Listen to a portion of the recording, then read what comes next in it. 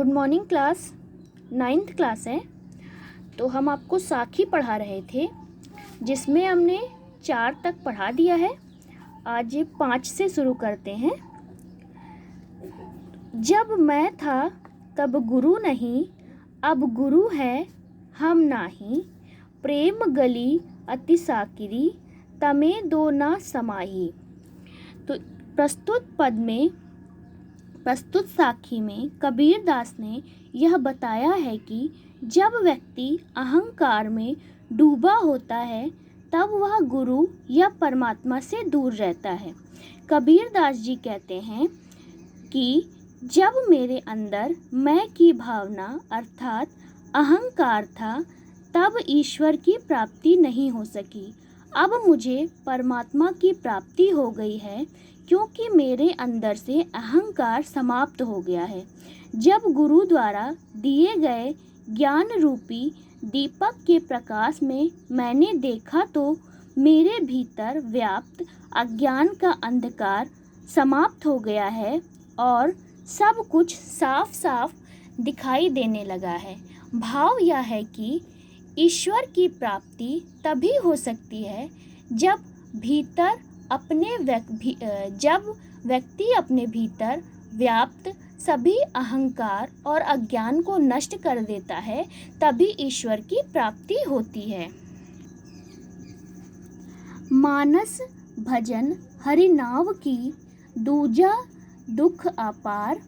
मानस बाचा कर्मना, कबीरा सुमिरन सार। तो प्रस्तुत साखी में कबीर दास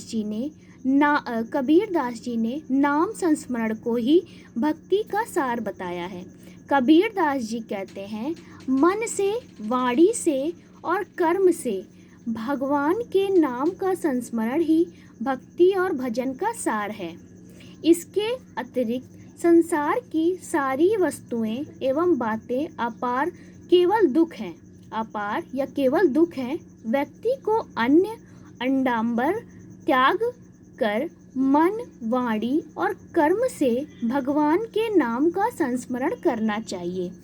अगला, कबीरा चित्त चमकिए, चहु दिशि लागी लाए। हरि सुमिरन हाथु घड़ा, बेगे लेहु बुझाए। तो प्रस्तुत साखी में कबीर दास का विचार है कि सांसारिक दुखों से छुटकारा प्राप्त करने के लिए व्यक्ति को भगवान का संस्मरण करना चाहिए। कबीर दास जी कहते हैं, मेरा चित्त ज्ञान और प्रकाश से प्रकाशित हो गया था, जिससे मुझे चारों तरफ विषय वासनाओं की अग्नि लगी हुई दिखाई पड़ रही थी। अब भगवान का संस्मरण रूपी घड़ा हाथ में आ गया है। इससे विषय वासना रूपी अग्नि को शीघ्र ही बुझा लेना चाहिए। अगला, असड़िया झाई पड़ी पथ असड़िया झाई पड़ी पथ निहारी, जीभड़ी छाला पड़या राम पुकारी पुकारी। तो कबीर दास जी कहते हैं कि प्रियतम रूपी परमात्मा का रास्ता देखते देखते मेरे आँखों में झाई पड़ गई है, अर्थात आँखों के सामने अंधेरा छा गया है और उसका नाम रटते रटते मेरे जीभ में छाले पड़ गए हैं।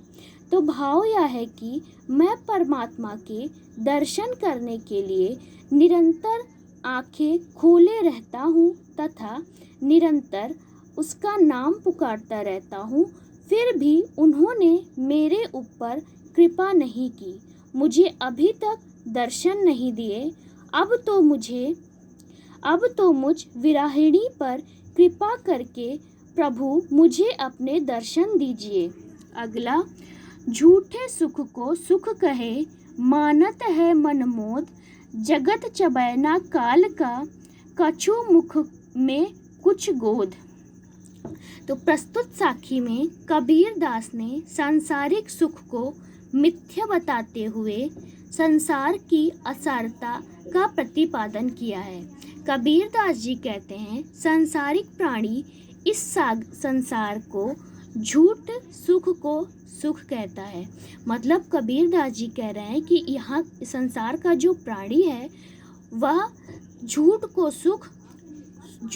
सुख को सुख कहता है, जबकि वह स्थायी नहीं है। यह संसार तो काल का चबैना है। यह संसार रूपी चबैना कुछ तो काल के गाल में है और कुछ गोद में है, अर्थात काल चक्र सबको निगलता है। कुछ जा चुके हैं और जो शेष हैं वे भी काल के गाल में चले जाएंगे।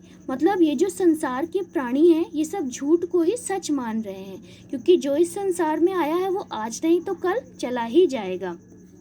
अगला, जब मैं था तब हरि नहीं, अब हरि है मैं नाही। सब अंधियारा मिट गया, जब दीपक देखा माही।